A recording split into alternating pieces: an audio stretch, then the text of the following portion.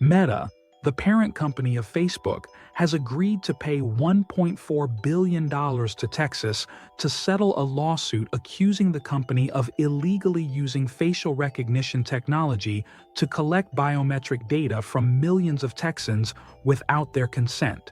The settlement, disclosed on Tuesday, is the largest ever by a single state. The lawsuit, filed in 2022, was the first major case under Texas's 2009 biometric privacy law, which allows damages of up to $25,000 per violation. Texas claimed Facebook captured biometric information billions of times from photos and videos uploaded by users through the now discontinued Tag Suggestions feature. Texas Attorney General Ken Paxton highlighted the settlement as a demonstration of the state's commitment to holding big tech companies accountable for privacy violations.